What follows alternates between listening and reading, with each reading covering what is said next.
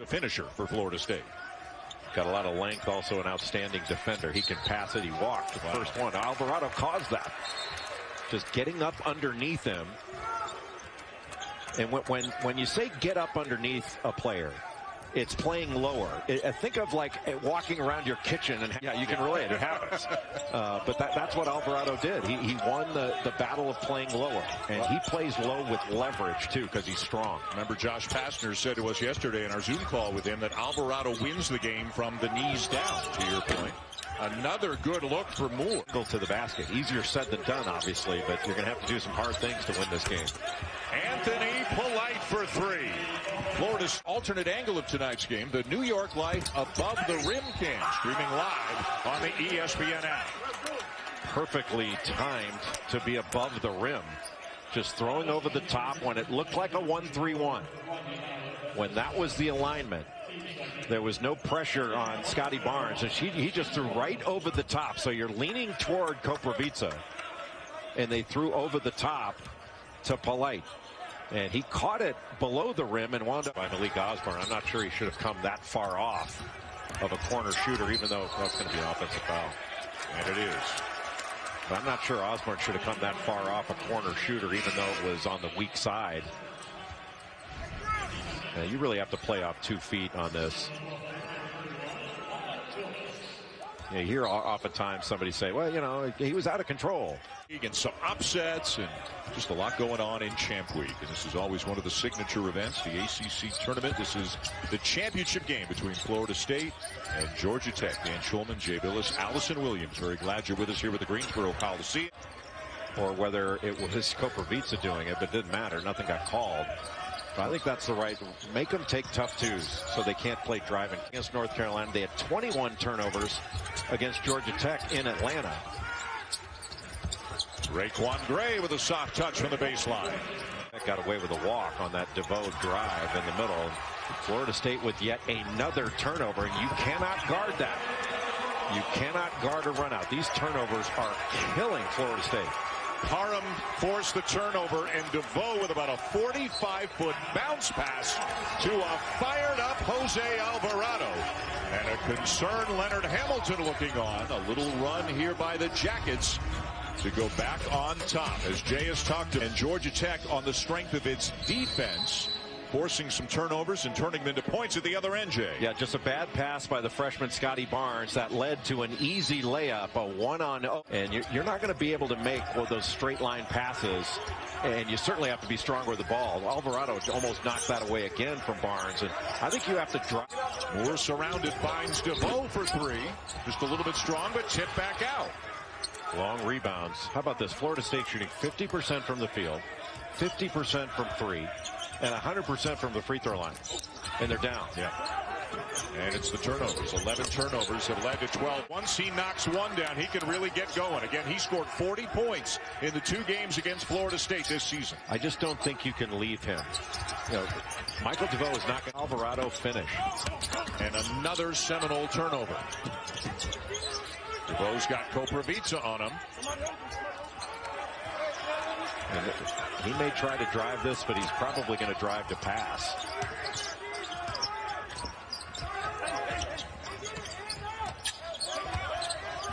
No right in the game right now for Tech.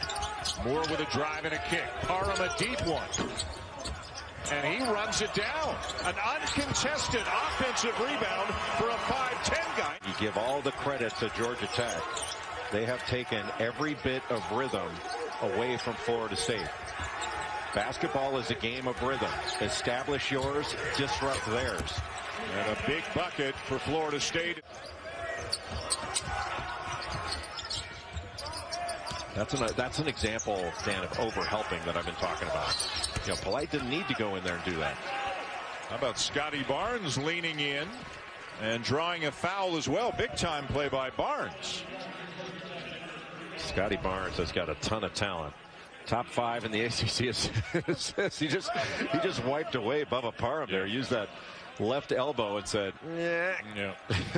It's like he's opening a door. And poor old Parham got called for the foul. You can see the look on Alvarado's face like, are you kidding me? Next time I won't hit his elbow with my face. Sorry. Barnes, tremendously talented freshman, projected as a lottery pick should he decide to go pro. We mentioned the freshman of the year in the ACC, the sixth man of the year in the ACC, and just a wonderful upbeat personality that you can see rubs off on a lot of his teammates. I think it was the first rookie of the year for Florida State since Bobby Sura did it.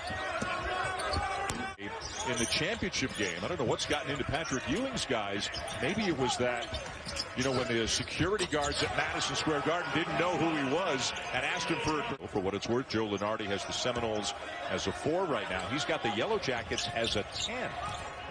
10 is better than 9 or 8, I think. Yep. You don't have to play a 1 seed in your second game, assuming you win the first. Do you think we know who the 4-1s are with what happened today in the Big Ten? Do you think it's locked in who the 4 number 1 seeds are? Yes. Michigan, Illinois, and then Baylor, Gonzaga, it's over. That was a foul. Anyway, but if you win it, it's true. So you say to them, but if you lost, you say, no, don't look at that pass. My goodness.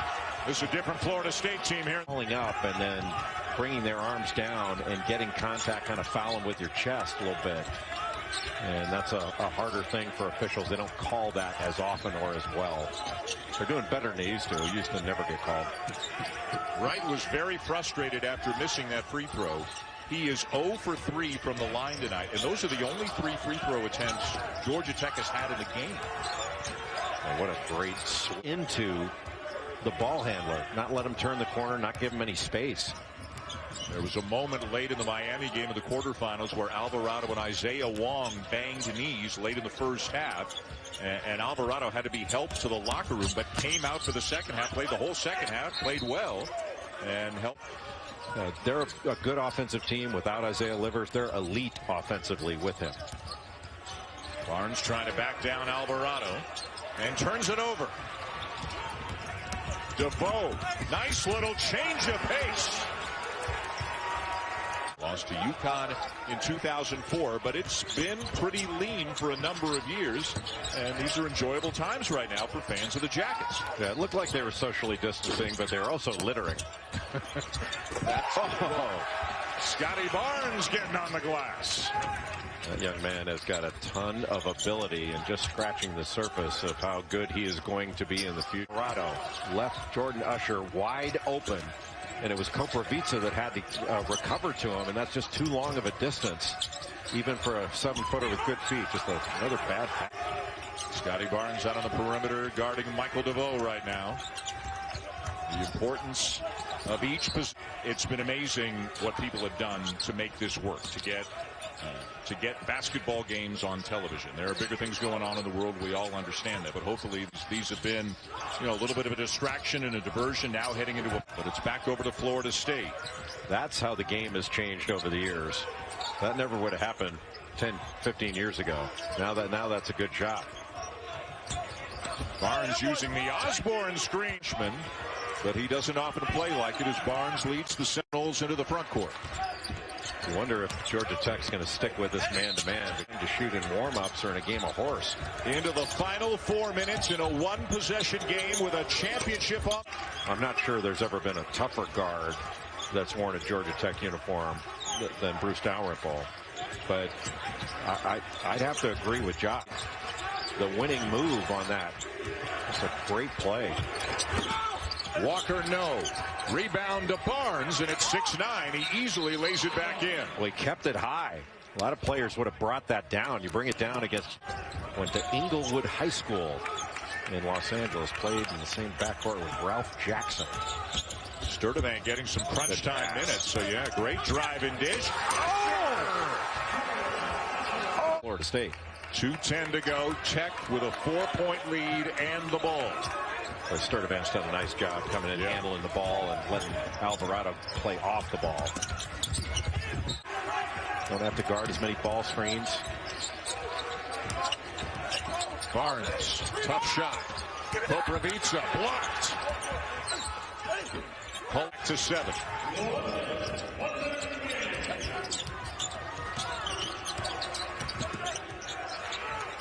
Boy, and precious seconds are ticking away. Won't go down, but Barnes will be at the line.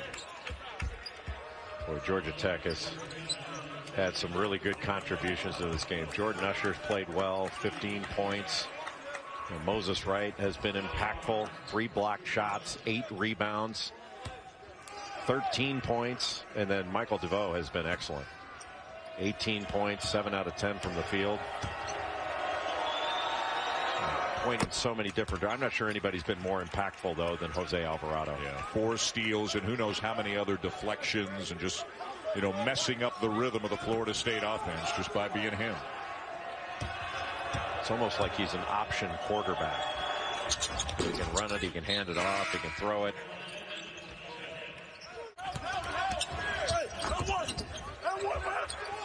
All right, Kevin, thank you. Florida State with 14. Just ridiculous numbers down the stretch. If you're Tech now, you just don't want to foul.